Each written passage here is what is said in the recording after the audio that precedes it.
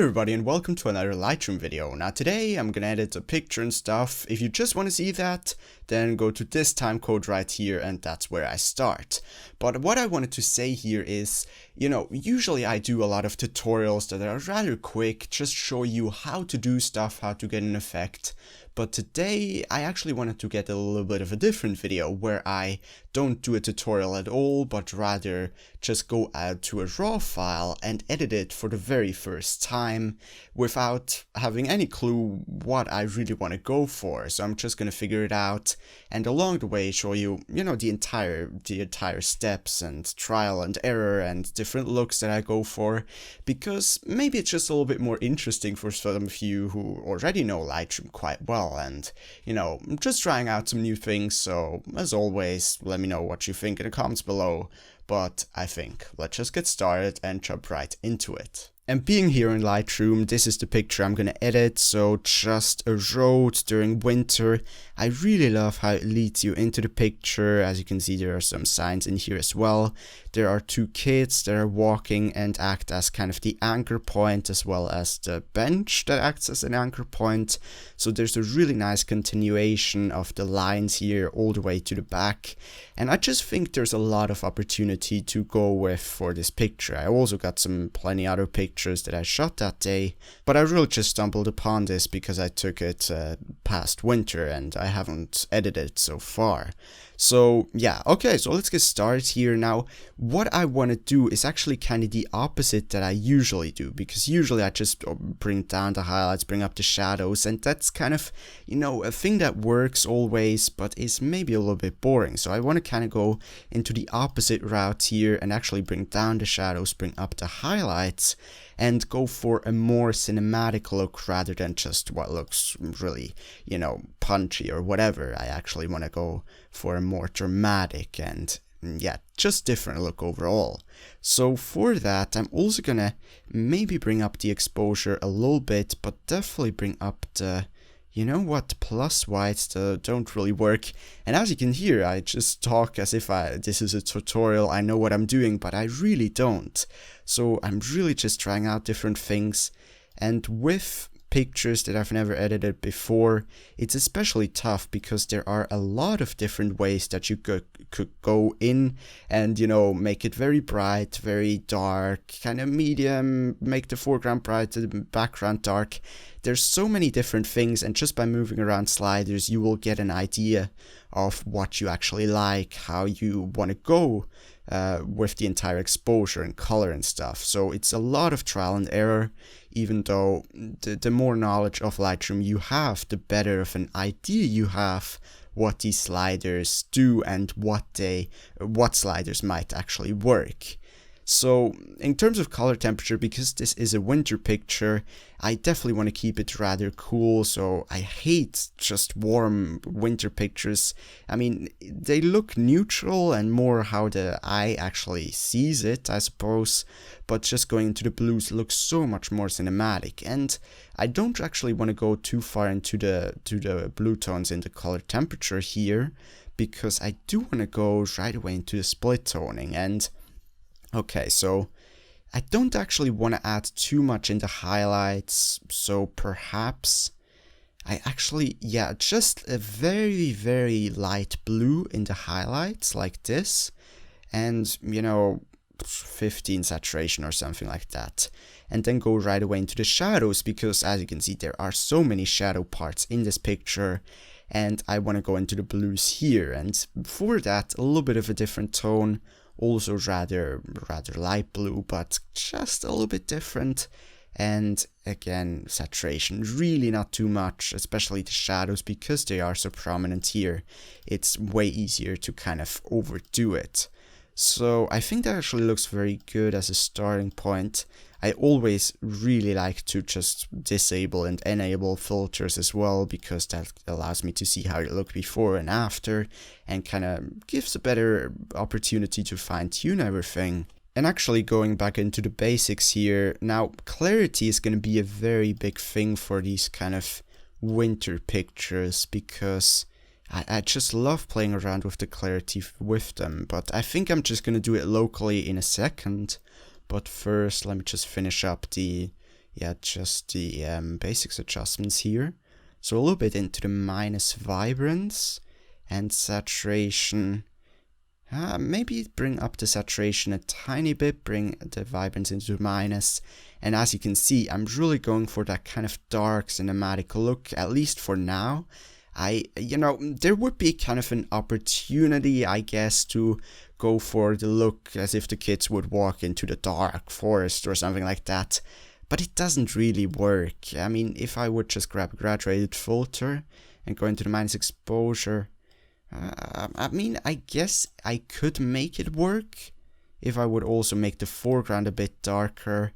And I just don't know if that's what I want to go for. I was actually thinking about just bringing the background into the plus exposure, make it very bright.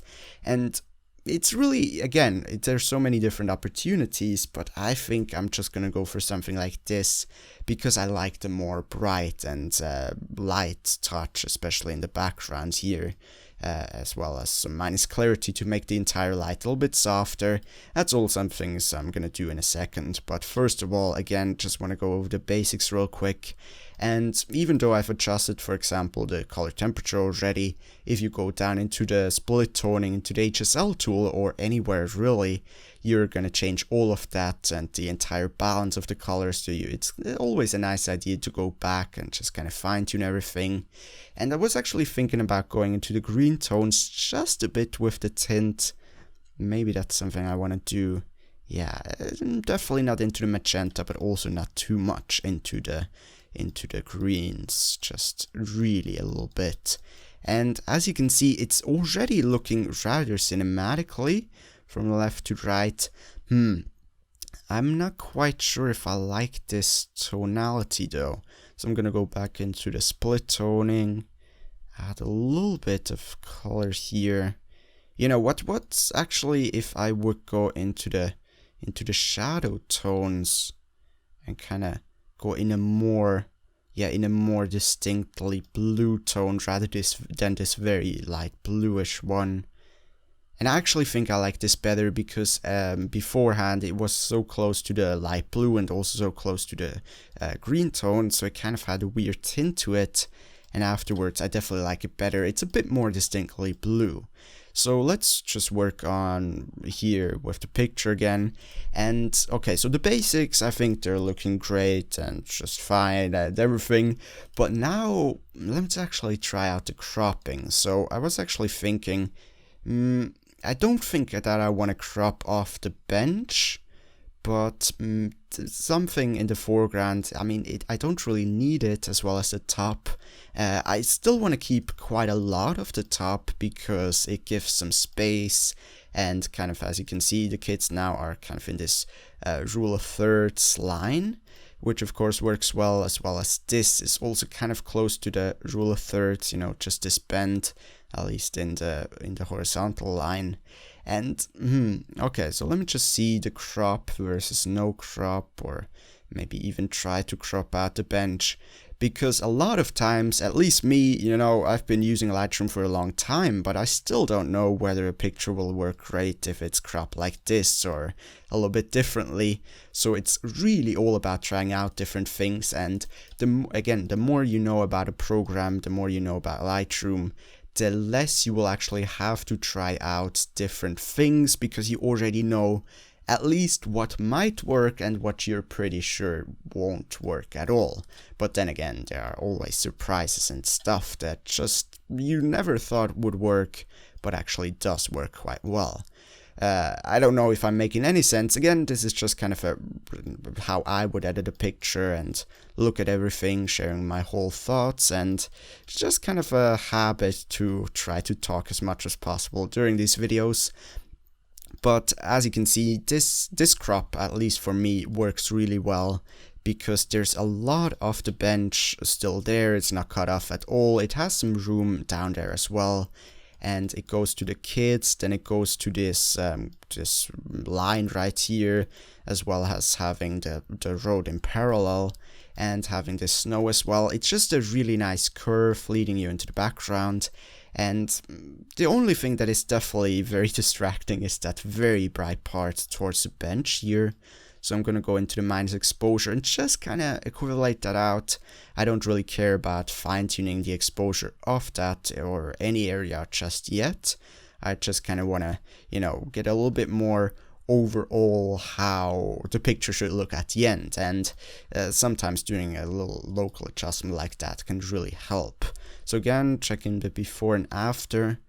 So the before is definitely way too magenta-y, but other than that, it's actually, as you can see, it's not such a huge difference except for the tonality, but it's just kind of the whole exposure is a bit softer, a bit brighter in the highlights as well, which is really something I like here, because you know, if you have such a dark picture, and again, there are kind of two very obvious ways you could do this, and one would be make everything super dark, make it very mysterious and dramatic, and the other way would actually be to have this darkness, to have this these dark shadows, and at the same time have a lot of bright highlights shimmering through the actual sky and where stuff is supposed to be bright. And personally, I think it would work better for this picture and also just give more interest and dynamic.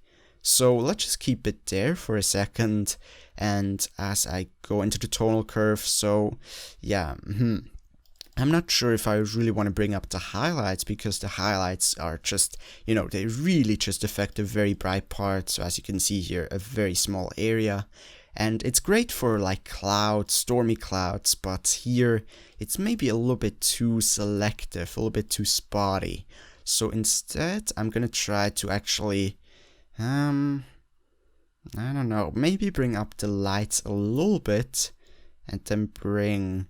yeah, just leave the highlights at 0. By the way, the highlights down here in this tonal curve are very different than the highlights up here in the basics. So as you can see, if I move around the highlights in the tonal curve, it's just a very bright parts that it affects. But if I move it around in the basics, it's just kind of the overall and very broad bright parts. Same is true with the shadows. So going into the dark parts of the tonal curve, I suppose, I just want to see what I want to do here. I don't want to have these shadows crushed or too dark. I still kind of want to have all of the details in there and not just a very big black dark blob. So instead of actually, okay, so this almost makes it a little bit too bright by bringing up the darks. So what I was actually thinking is going down with the shadows, bringing up the darks, yeah. And that way the entire medium tones of the dark shadows become a little bit brighter, but by bringing down the shadows themselves, again, these will just bring down the very, very dark shadows, and that way you can kind of lift up the entire picture, the entire shadows with the dark slider, and still have a lot of these dark shadows, just according to how much you actually want them to be in the picture with the shadow slider here. Okay, so I think that looks pretty good in terms of the overall color and look, but I do wanna definitely add some differentiation in the color as well, additionally to just the highlights and the clarity. But for now, let me go into the HSL tool real quick, see if I want to do something there. So I love to just grab this little pinpointer in the HSL tool, go over a color in the picture, and then drag up or down the mouse. And that way you will kind of see different hues, and it will automatically select the color that the spot is made out of, if that makes any sense. I should probably, maybe I should cut these videos a little bit more, but I just want to keep it very raw here and show you really the entire process without any cuts at all, really. So again, here I just brought the blue tones a bit more towards the light blue ones, and overall, as long as I don't go too far, I kind of like this actually. Now let's see if I want to do something with the saturation. You know, it would almost work as a black and white, but I want to have some hint of color in there, because as you can see in black and white, it's just kind of, there's so much stuff going on that it becomes a little bit overwhelming, and color can really help in separating and giving an additional element to kind of space the whole elements in the picture. And going to the saturation here, yeah, I think I'm gonna bring down the blues a bit. I mean, it's really not many other colors than blue in here, but I still want to kind of try out some other ones, because yeah, just bring up the luminance a little bit of the blues, and then I actually wanted to go into luminance for the red backpack here, and also bring up the saturation of the reds probably. So again, this is not a super huge difference from before the HSL to after, but it's just getting the colors a bit closer to how I actually want to have them look like. And going down, detail, you know, detail and stuff is always kind of the boring stuff that just, yeah, it makes your picture sharper and better looking and stuff, but it's very technical, not very artistic. By the way, color noise reduction is a great thing, just bring that all the way to 100. And what color noise is just purple and green sensor noise. So by bringing that up, it will get rid of it, make your picture look a lot cleaner, and it does not have any bad impacts at all. So going further down here, of course, I want to enable lens corrections and profile corrections. I should have probably done this before. It's not a big deal here, but I actually do not like the vignetting. So I'm going to bring the vignetting down to 0.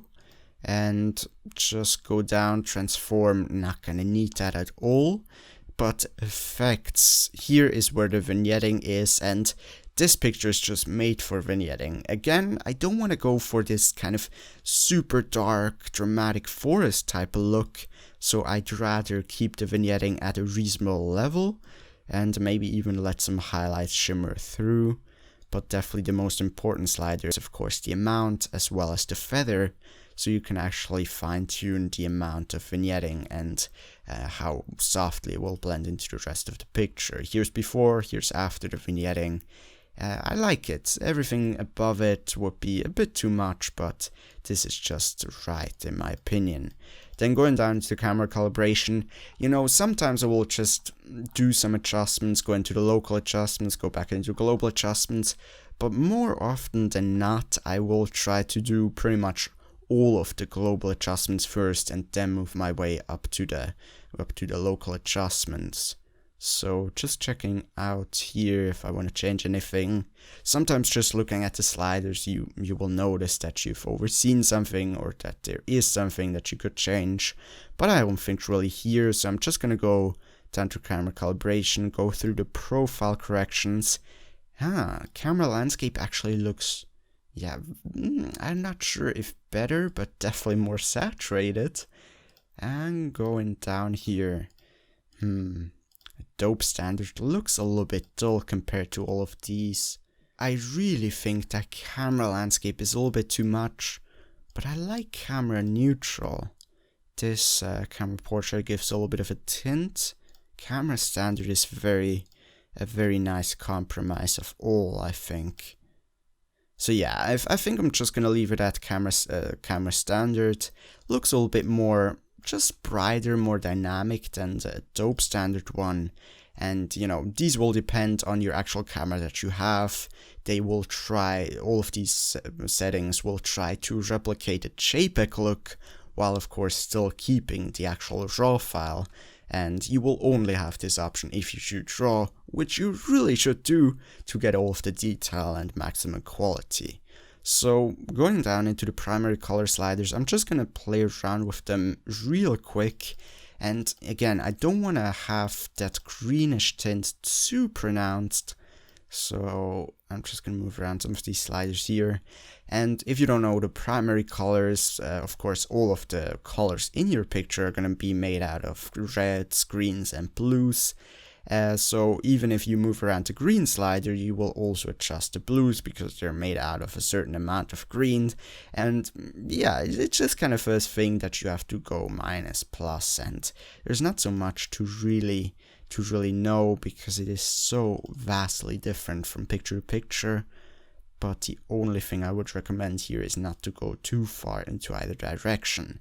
And before camera calibration and after, you might not think this is a super big deal, and yeah, it's not that big of a deal compared to like the basics, but still the overall exposure and tonality and just dynamic of the entire picture looks so much better afterwards.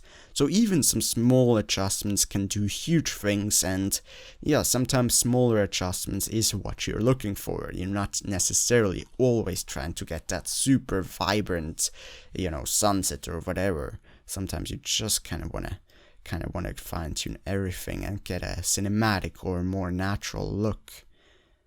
Okay, so that looks pretty good, I think. Again, just checking before and after. It's really starting to get a lot better and a lot closer to how I want to make it look like.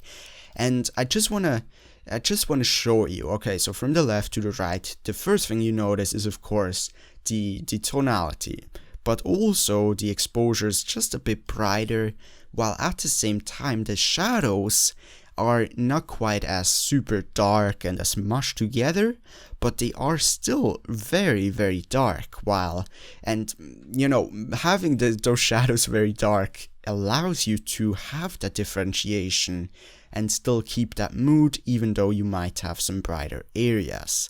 So really, really getting very, very close to how I want it to look like. But now I'm gonna go into the local adjustments, and local adjustments are really, really great for winter pictures especially. So as I've shown you before at the very start of the video, I kind of brought a graduated filter over this part right here, and I showed you how I wanted to add a little bit more plus exposure.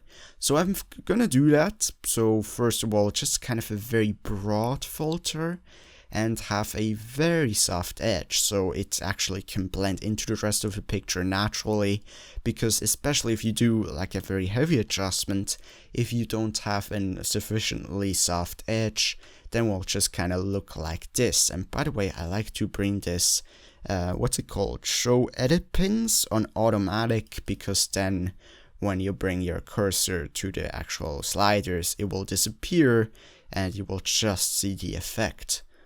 So again, yeah, if you have a very harsh adjustment especially, you want to make sure that it blends into the rest of the picture. But here, I mean, look at this. I definitely want to make it seem as if the light would come from here and kind of have the left side be a lot brighter than the right. So I especially want to make it super, super soft so it really blends in, and it also kind of spills a little bit on the right part of the picture. Now, of course, I'm not going to go quite as far just yet, although don't be afraid to go like crazy into an adjustment if you actually think it looks good. And sometimes it can be a little bit challenging if you don't actually know whether it is a bit over the top. And you know, sometimes if you just look at a picture an hour later, you might think, well, I could have gone a lot further there, or perhaps you might think, well, that's completely overdone, what the heck did I do? So that's kind of the thing. Yeah, you just have to play around, and experience will help a lot. But I don't even know what the point of this is, what I was trying to say, but I guess be careful, but at the same time, don't be too worried to go too far, because you can always fix it later, and sometimes going very far can actually look very good. So I've added a secondary graduated filter here over just the very top left. As you can see, the red part is kind of what it affects the actual adjustment, and this other filter is very, very broad and really blends into the rest of the picture. And here, for this filter, I'm actually going to go into the minus clarity by quite a bit. Yeah, I think like minus 70. So that looks actually really, really good. And then I'm gonna go straight away into the radial filter, make sure I invert the mask, have the feather at 100, and just even go further into the plus exposure and minus clarity. So okay, I'm gonna show you in a second what I'm trying to do here. You probably already guessed it, but I'm just kinda gonna, yeah, fine tune it. you see, I really don't want to add any whites because the whites are kind of a little bit too aggressive. Instead, having just plus exposure is a very soft and gradual way to increase the exposure, and the highlights might also work, so I'm just gonna bring them up as well. But the whites are definitely way more aggressive, as you can see here, so I don't want to really use them at all. But this is getting so good and so close to how I actually want it to look like. So I'm gonna add another graduated filter over the top mainly, and yeah, I think for this one I'm gonna reset all of the exposure and just go into the minus clarity and minus contrast. Then gonna grab even another filter, this time a little bit of a smaller one, only a little bit though.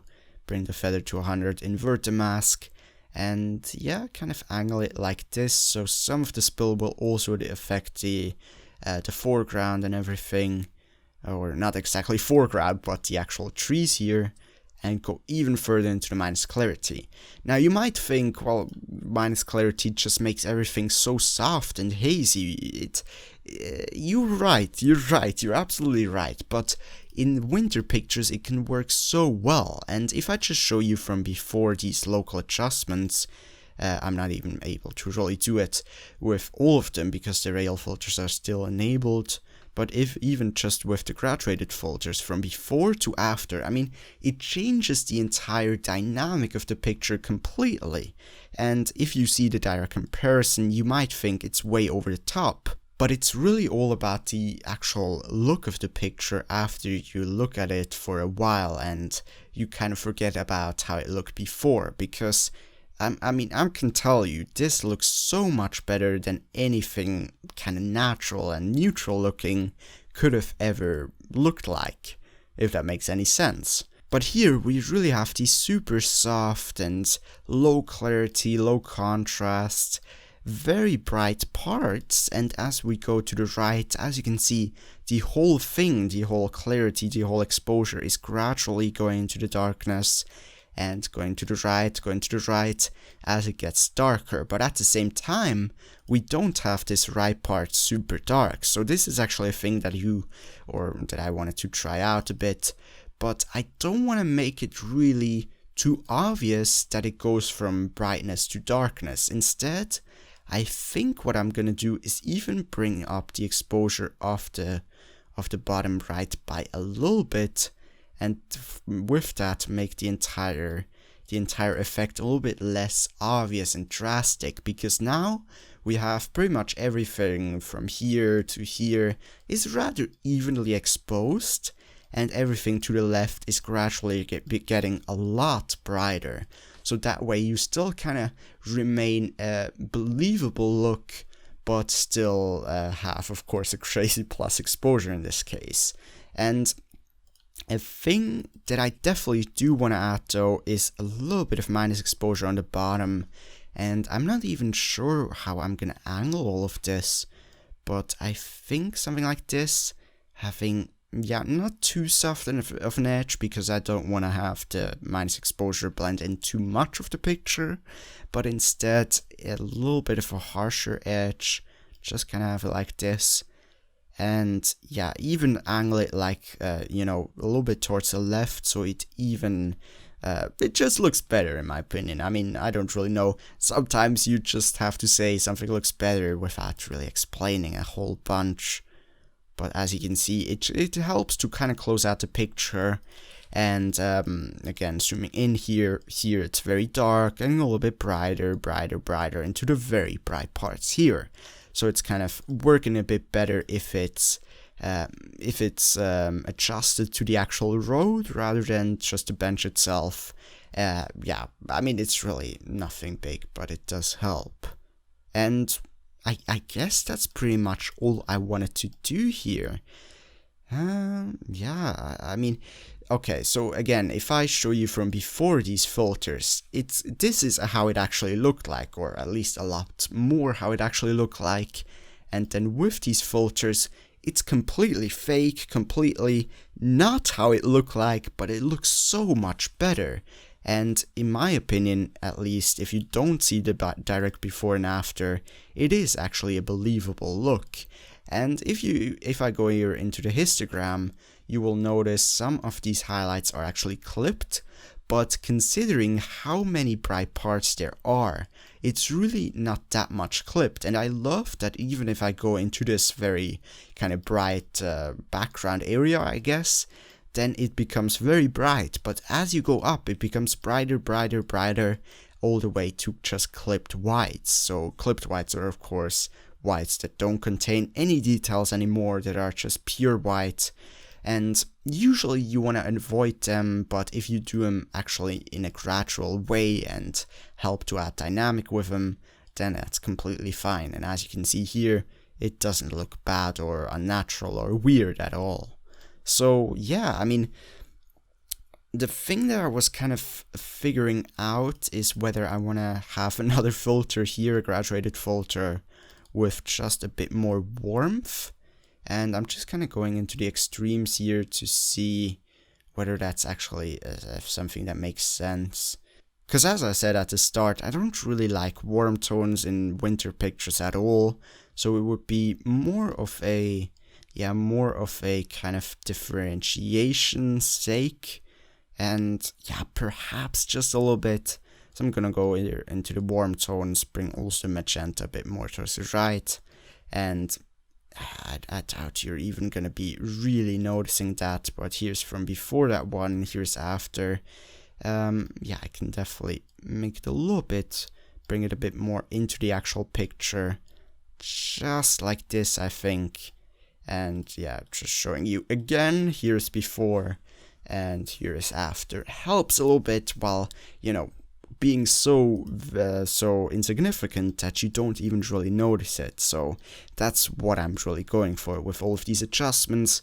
They add differentiation and all of that in mostly a very natural way that you might not even notice if you don't really notice it before and after. And yeah, I mean, I'm gonna end it very soon, but there's just one more thing that I can think of that I wanted to try here, and that is to grab a rail filter, invert the mask feather at 100, and kind of bring it over here to bring down the saturation. And I'm not really sure if it works. Now, the idea was that it might work better if the actual highlights are rather neutral and just white, and then have the entire colors coming from the highlights be a little bit more colored. I think I might actually do that to a little bit of a lesser extent, so just bring down the saturation for that filter here. And this is also kind of the more cinematic way to do it, because usually in most movies, if you'll look at winter scenes, you will notice that the darkness, the shadow parts are kind of bluish, and of course the midtones are also bluish, and the lights are also bluish. But then if you go to the actual highlights and the light sources, they are usually rather neutral. So I just kind of wanted to imitate that here to an extent. But yeah, I think I'm really just gonna end it here. I'm actually super happy with this picture, and you know, it took a long time to edit, relatively speaking, certainly a much longer video than I usually do.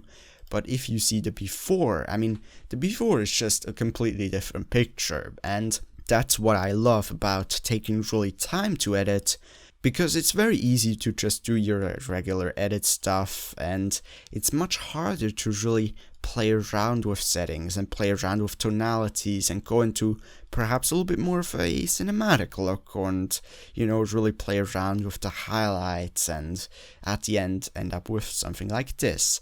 And I really, you know, I understand if you might think this is completely overdone and not what you would have done at all, but I really like it, and I hope no matter what your editing style is, you could still take away some informative and interesting things, because keep in mind, some of these adjustments and techniques, I guess, you don't have to apply one-to-one. Just be very selective, use the ones that you think make sense, that work for your editing style, and you know, you can also just add half or a quarter as much as I have done. And yeah, well, this has been a very long video, but I really enjoyed it, and I'm looking forward to do more of these and just take a raw file from the start, edit it all the way to the end, and kind of show my whole journey rather than just to make a tutorial. And of course, if you have any feedback, just like or dislike the video. You know, if you didn't like it, you much prefer the shorter videos, then dislike it so I actually know. And of course, writing a comment is always helpful as well. So yeah, I mean, other than that, you know, I always make too long outros, so I'm gonna end it right here. Goodbye.